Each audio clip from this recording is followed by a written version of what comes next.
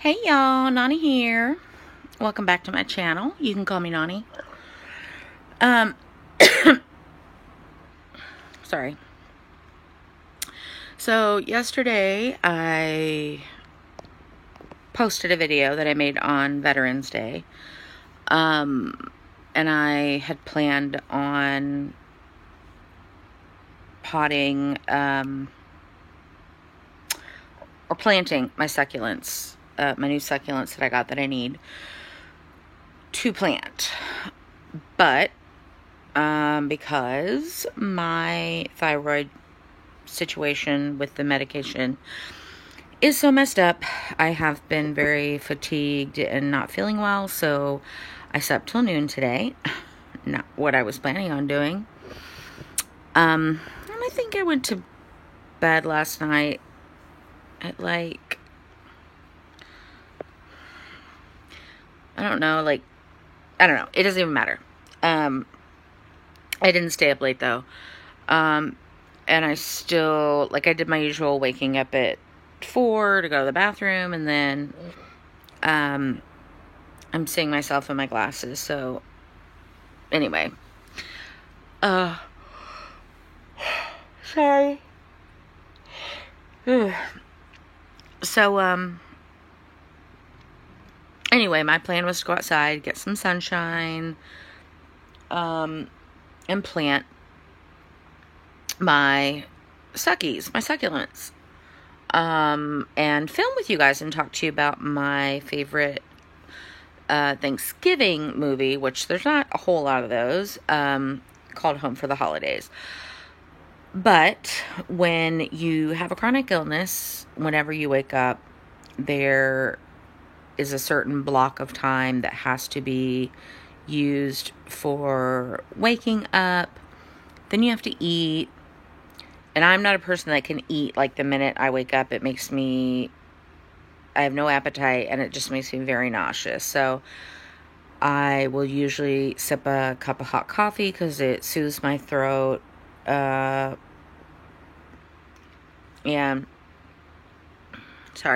It soothes my throat. And I just like coffee. Though I never finish a whole cup. Because once it's not hot, I'm over it. So then I'll eat. I'm sorry. Then I'll eat. And then after I eat, I have to wait a little bit. I can't just take my pills right after I eat, because then it's just, because everything's slow to move because of the fibers. And so, I have to wait a little bit till after I eat to take my pills. Then I gotta wait for my pills to take effect. So today, waking up at noon threw everything off, because it, as you know, with daylight savings, which I'm sorry, we need to get rid of it. It's so stupid. It starts getting dark here around 5. And so by the time I physically was ready to go do the thing, it was 3:30, and I'd already kind of spent my energy. I'm low energy anyway because of the whole thyroid situation. Because of okay. My husband has these monster pictures on the wall because he loves classic monsters. And every now and then when I see them out of the corner of my eye, it's startling. So then I always have to look behind my back. Anyway, so what the hell was I saying? What the hell was I talking about?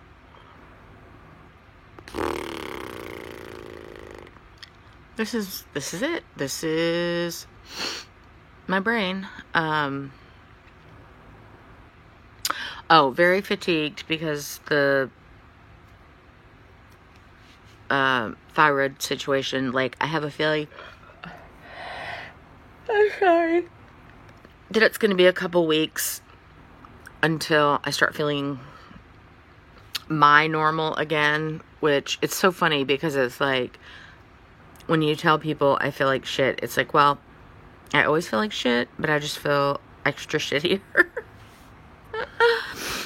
So it's definitely not my usual brand of shit that I feel. It's just more fatigue. So, but my parents and I had decided that we weren't going to be having, I think this is a couple weeks ago, Thanksgiving at their house because of COVID. And my parents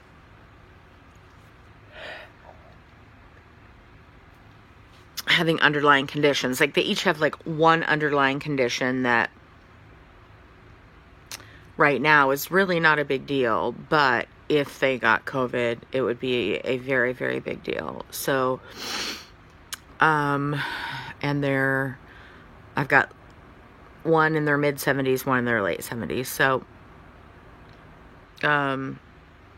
with Texas being number one, and then my mom had said they had some actual cases like in their neighborhood. Oh my God. I'm so sorry. I decided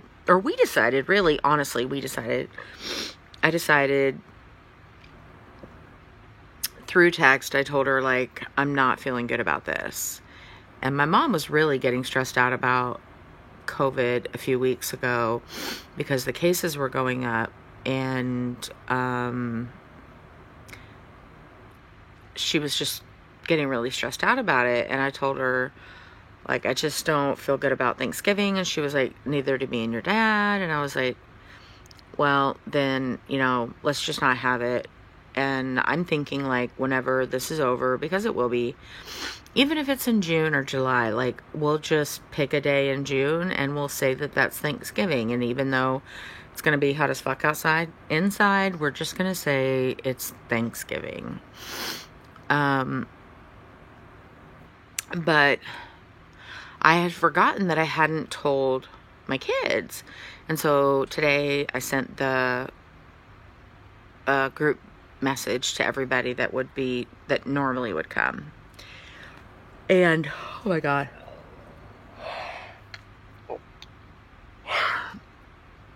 I'm sorry guys, this doesn't happen every time. Something, I don't know, I'm just tired, I guess. So anyway, something about sending that text.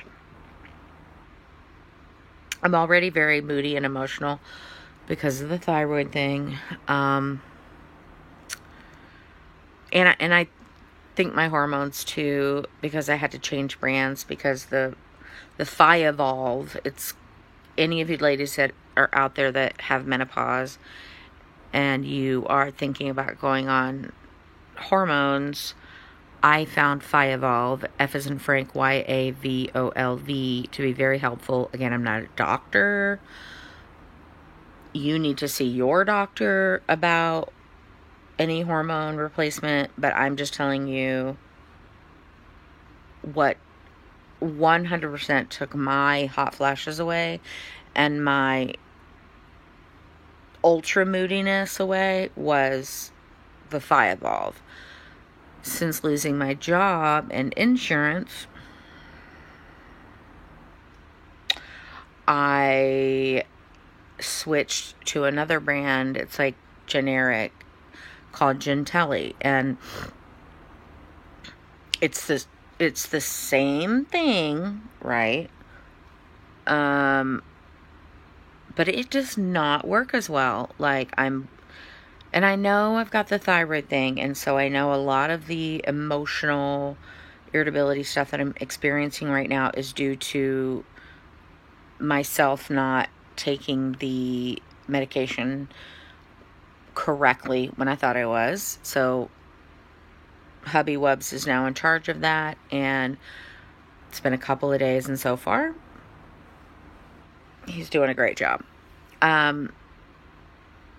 So, but I can tell you, I can tell a difference with the Gentelli. I do get hot easier, and the mood fluctuations are just there more. So I really want to get back on Thiovolve, but it's like a $30 difference, so I'm just gonna have to wait. But so after I sent that text to my kids, I just broke down in tears, and I got really, really, really sad. And okay, my bulldog's coming in here. Can you also shut the door behind you? Okay. There you go. Thank you. Anyway, so it just made it real. You know what I mean? So of course I was crying. And then I called my eldest son, just because I needed to talk to my family, my babies. And, he was very sweet, but he was like, you can't live in dread. And I'm like, well, I get that. And when I was your age, I didn't live in dread, because when you're young, you never think about your parents dying, right? But now that I am on this end of the spectrum, I do think about it, because I know it's coming, and every day it gets a little bit closer. Obviously, I do not spend every day of my life dwelling on that fact, because I do know every single one of us is going to die. I fully accept that. I fully accept that my parents are going to die.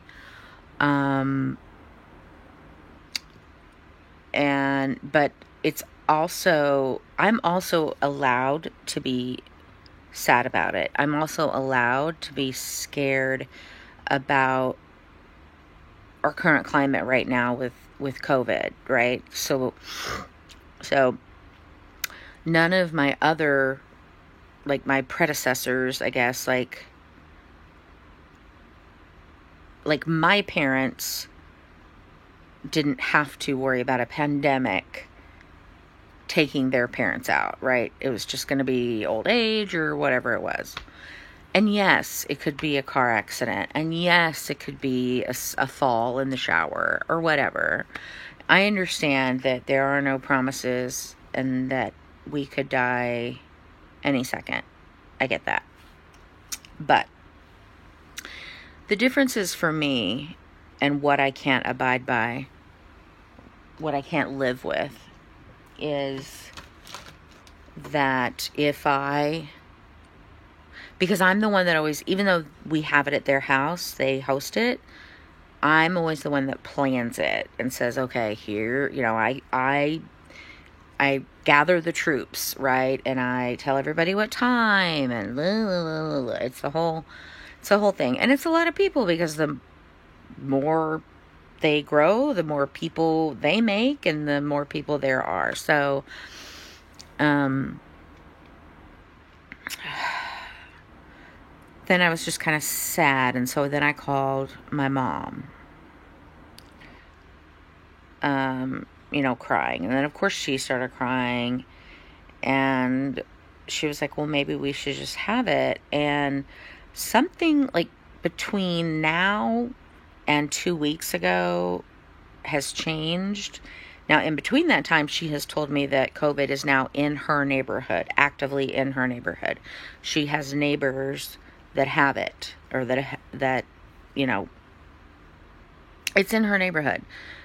And her neighbors go to the same church she goes to, which she is still going to church. She says they are taking safety measures, but again, at the end of the day, my parents are going to church. I've asked them to go virtual. They refused. They say, if it's my time, it's my time. And so I respect them. I respect their wishes. I don't argue with them about it. I just say, okay. And that's because that's not my responsibility. But I feel like for Thanksgiving, I'm in a sense the one bringing all these people over, you know, in a sense, even though it's our whole family. So, I called her and we cried. And then she texted me this meme that ultimately said something like, hi honey, Hubby Webs is here. I'm talking to YouTube. Hi. Who's out there? I need to go. He's in a car wreck. What? He's in a car wreck, apparently. He's out there, but he's fine. Okay. Well, do I need to do anything with the car wreck or? No. Okay. Okay. All right. I don't know what happened. Anyway, so, in my daughter's car. Oh my God, guys. I think somebody just had a car wreck in my daughter's car. Okay, well, I gotta go. So, I will talk to you later. Have a beautiful day.